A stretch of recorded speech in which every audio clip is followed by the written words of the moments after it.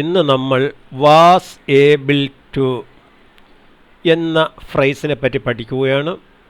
കഴിഞ്ഞ കാലത്ത് ഏതെങ്കിലും പ്രവൃത്തി വിജയകരമായി ചെയ്യുവാൻ കഴിഞ്ഞു എന്ന ആശയമാണ് വാസ് ഏബിൾ ടു നൽകുന്നത്. നമുക്ക് കൂടുതൽ ഉദാഹരണങ്ങളിലൂടെ ഇതിൻ്റെ അർത്ഥം വ്യക്തമായി മനസ്സിലാക്കാം. ഇനി നമുക്ക് വാസ് ഏബിൾ ടു എന്ന പ്രയോഗം സെൻറ്റൻസുകളിലൂടെ ഉപയോഗിച്ച് അതിൻ്റെ ആശയം കൂടുതൽ മനസ്സിലാക്കാൻ ശ്രമിക്കാം. ആദ്യ ഉദാഹരണം, despite the challenging conditions he was able to fulfil his ambition.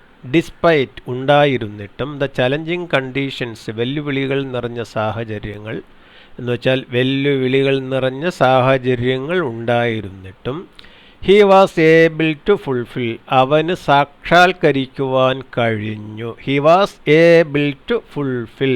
Fulfil എന്ന് വെച്ചാൽ സാക്ഷാത്കരിക്കുക, നേടിയെടുക്കുക എന്നൊക്കെയാണ്.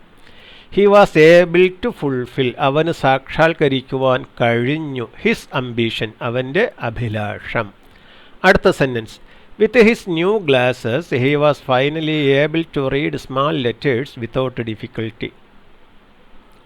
വിത്ത് ഹിസ് ന്യൂ ഗ്ലാസസ് അവൻ്റെ പുതിയ ഗ്ലാസുകൾ കൊണ്ട്, ഗ്ലാസ് കൊണ്ട് ഇവിടെ ഉദ്ദേശിക്കുന്നത് കണ്ണടയാണ്. കണ്ണടയ്ക്ക് ഇംഗ്ലീഷിൽ സ്പെക്ടക്കിൾസ് എന്ന് പറയും. He was finally able to read അവന് അവസാനം വായിക്കുവാൻ കഴിഞ്ഞു. ഇവിടെ വാസ് ഏബിൾ ടു എന്ന പ്രയോഗത്തിൻ്റെ ഇടയ്ക്ക് ഫൈനലി എന്ന വാക്ക് അവസാനമായി എന്ന അർത്ഥത്തിൽ കൊടുത്തിട്ടുണ്ട്.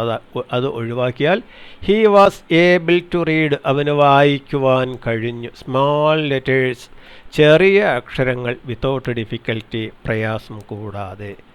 അടുത്ത്, after months of practice she was able to read the Chinese test.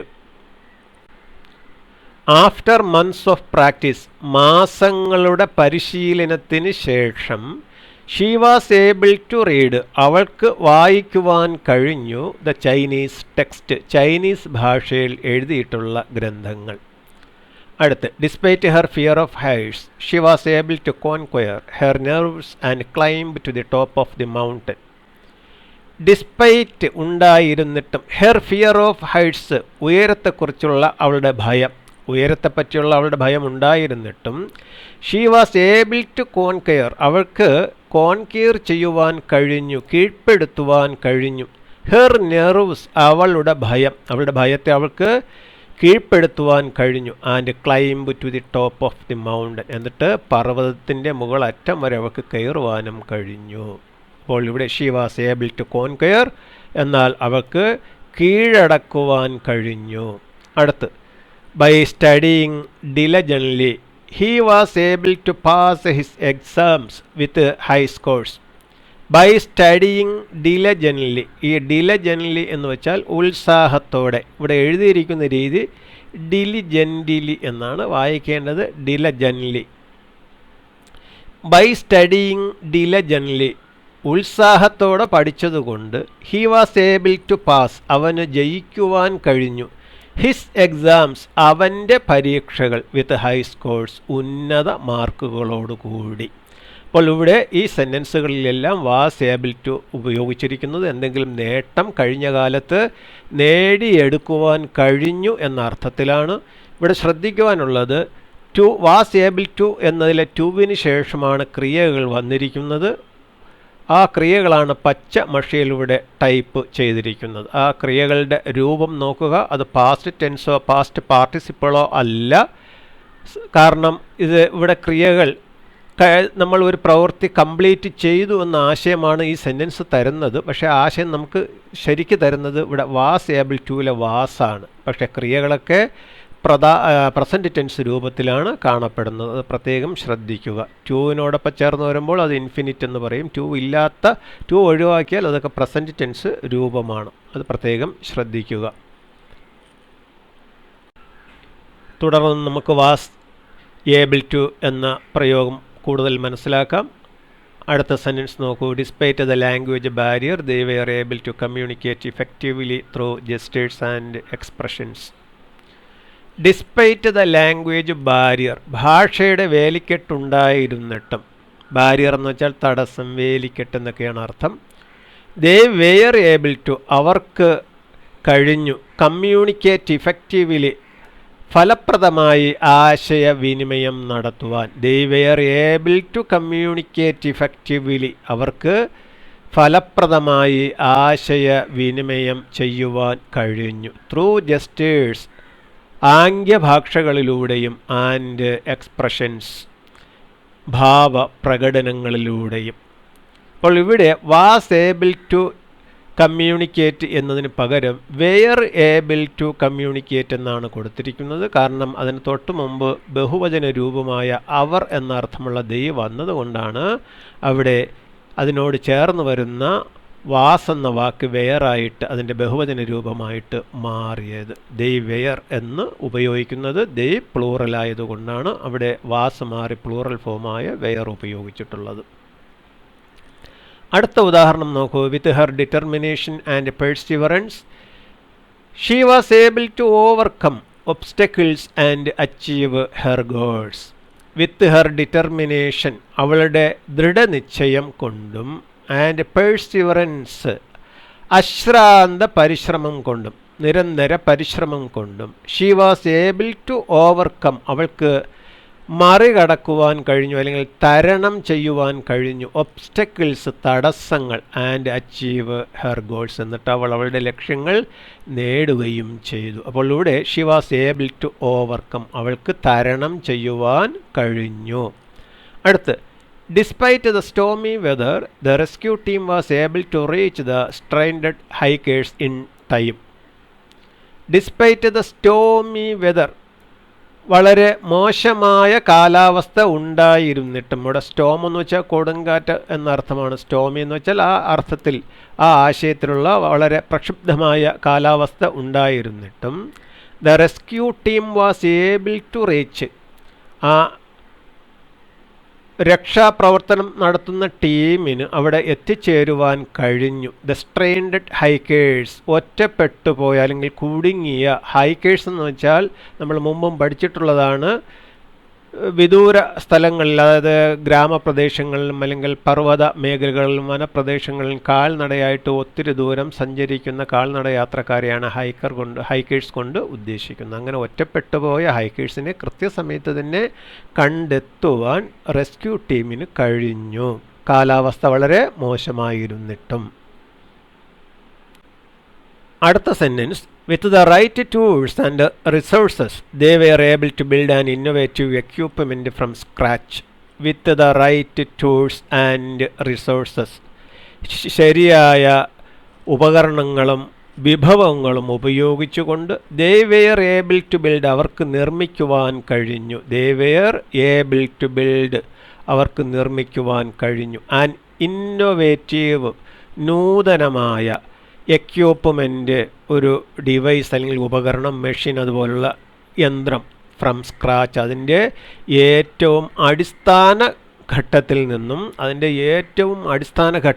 എന്ന് വെച്ചാൽ തുടക്കത്തിൽ നിന്നും ഒരു നവീനമായ, വളരെ നൂതനമായ ഒരു ഡിവൈസ് അഥവാ ഒരു എക്യുപ്മെൻറ്റ്, ഒരു മെഷീൻ അഥവാ ഒരു യന്ത്രം അവർക്ക് നിർമ്മിച്ചെടുക്കുവാൻ കഴിഞ്ഞു. അടുത്ത്, despite his busy schedule he was able to find time to spend with his family. Despite his busy schedule, അവൻ്റെ നിത്യേനയുള്ള തിരക്ക് നിറഞ്ഞ ഷെഡ്യൂൾ ഉണ്ടായിരുന്നിട്ടും, he was able to find, അവന് കണ്ടെത്തുവാൻ കഴിഞ്ഞു, ടൈം, സമയം. He was able to find time, അവന് സമയം കണ്ടെത്തുവാൻ കഴിഞ്ഞു, to spend with his family, അവൻ്റെ കുടുംബത്തോടൊപ്പം സമയം ചെലവഴിക്കുവാൻ അവന് സമയം കണ്ടെത്തുവാൻ കഴിഞ്ഞു. അവന് വളരെ തിരക്ക് പിടിച്ച ജീവിത രീതി ഉണ്ടായിരുന്നിട്ടും. അപ്പോൾ ഇവിടെയെല്ലാം വാസ് ഏബിൾ ടു അല്ലെങ്കിൽ വെയർ ഏബിൾ ടു എന്ന് വെച്ചാൽ എന്തെങ്കിലും ഒരു പ്രത്യേകമായ കാര്യങ്ങൾ നേടിയെടുക്കുവാൻ കഴിഞ്ഞു അല്ലെങ്കിൽ ചെയ്യുവാൻ കഴിഞ്ഞു എന്നൊക്കെയാണ് അർത്ഥം തരുന്നത്. ഇനിയും തുടരുകയാണ് ഉദാഹരണങ്ങൾ. അടുത്ത ഉദാഹരണം, despite the technical problems the mechanic was able to fix the malfunctioning equipment quickly. Despite the technical problems, സാങ്കേതിക പ്രശ്നങ്ങൾ ഉണ്ടായിരുന്നിട്ടും, the mechanic was able to fix, മെക്കാനിക്കിന് പരിഹരിക്കുവാൻ കഴിഞ്ഞു. ഫിക്സ് എന്ന് വെച്ചാൽ ഉറപ്പിക്കുക, പരിഹരിക്കുക എന്നൊക്കെ അർത്ഥമുണ്ട്. ദ മാൾ ഫങ്ഷനിങ്, ശരിയായ രീതിയിൽ പ്രവർത്തിക്കാത്ത എക്യുപ്മെൻറ്റ്, യന്ത്രം അല്ലെങ്കിൽ മെഷീൻ ക്വിക്കിലി, എളുപ്പത്തിൽ. അപ്പോൾ ഡിസ്പൈറ്റ് ദ ടെക്നിക്കൽ പ്രോബ്ലംസ്, സാങ്കേതിക പ്രശ്നങ്ങൾ ഉണ്ടായിരുന്നിട്ടും the mechanic was able to fix the malfunctioning equipment quickly, തെറ്റായ രീതിയിൽ പ്രവർത്തിച്ചു കൊണ്ടിരുന്ന മെഷീനെ വളരെ പെട്ടെന്ന് തന്നെ ശരിയാക്കിയെടുക്കുവാൻ മെക്കാനിക്കിന് സാധിച്ചു. അടുത്ത ഉദാഹരണം, after several failed attempts he was finally able to solve the challenging puzzle. After several failed attempts, പരാജയപ്പെട്ട പല ശ്രമങ്ങൾക്കും ഒടുവിൽ he was finally able to solve, അവസാനം അവന് അത് പരിഹരിക്കുവാൻ കഴിഞ്ഞു. എന്ത് കഴിഞ്ഞു? ദ ചലഞ്ചിങ് പസിൽ, വെല്ലുവിളികൾ നിറഞ്ഞ ആ പദപ്രശ്നം. പസിൽ എന്ന് വെച്ചാൽ നമ്മളെ തലച്ചോറിനെ കുഴക്കുന്ന ചോദ്യോത്തരം, അതുപോലെ പദപ്രശ്നം, ഇതൊക്കെയാണ് പസിൽ കൊണ്ട് ഉദ്ദേശിക്കുന്നത്. അങ്ങനെയുള്ള വെല്ലുവിളികൾ നിറഞ്ഞ പസിലിന് അവസാനം ആ പസിലിൻ്റെ പ്രശ്നം അവന് പരിഹരിക്കുവാൻ കഴിഞ്ഞു. He was able to solve the challenging puzzle. അടുത്ത്, with the support of his doctor he was able to overcome his addiction to smoking. With the support of his doctor, അവൻ്റെ ഡോക്ടറുടെ സഹായത്തോടു കൂടി he was able to overcome, അവന് തരണം ചെയ്യുവാൻ അല്ലെങ്കിൽ മറികടക്കുവാൻ കഴിഞ്ഞു. ഹിസ് അഡിക്ഷൻ, അവൻ്റെ ആസക്തി, ടു സ്മോക്കിംഗ്, പുകവലിയോടുള്ള അവൻ്റെ ആസക്തി അവന് തരണം ചെയ്യുവാൻ കഴിഞ്ഞു. അടുത്ത്, despite the setback she was able to bounce back stronger than before. Despite the setback, തിരിച്ചടി ഉണ്ടായിരുന്നിട്ടും she was able to bounce back, അവൾക്ക് വളരെ ബാക്ക് സ്ട്രോങ്ങർ എന്നാണ്. She was able to bounce back stronger, അവൾക്ക് ശക്തിയായിട്ട് തിരിച്ചു വരുവാൻ സാധിച്ചു. ദാൻ ബിഫോർ, മുമ്പത്തേക്കാളം. ഇവിടെ ബൗൺസ് എന്ന വാക്കിന് നമ്മളൊരു റബ്ബർ പന്ത് തറയിലിട്ടാൽ അത് തറയിൽ തട്ടിയിട്ട് പൊങ്ങി ഉയരെ കുതിച്ചു വരും. ആ അർത്ഥമാണ് ഇവിടെ ബൗൺസ് ബാക്കിന് ഉള്ളത്. എന്ന് വെച്ചാൽ തിരിച്ച് ശക്തിയോടെ തിരിച്ചു വന്നു. ഇവിടെ ബൗൺസ് ബാക്ക് സ്ട്രോങ്ങർ എന്ന് വെച്ചാൽ ശക്തിയോടെ തിരിച്ചു വന്നു. ദാൻ ബിഫോർ, മുമ്പത്തേക്കാളുപരി എന്ന് വെച്ചാൽ തിരിച്ചടികൾ ഉണ്ടായിരുന്നിട്ടും അവൾക്ക് വളരെ ശക്തിയായിട്ട് ആ തിരിച്ചടിയെ തരണം ചെയ്തുകൊണ്ട് വീണ്ടും മുമ്പോട്ട് വരുവാൻ കഴിഞ്ഞു, തിരിച്ചു വരുവാൻ കഴിഞ്ഞു. അടുത്ത, despite the lack of experience they were able to start their own successful business.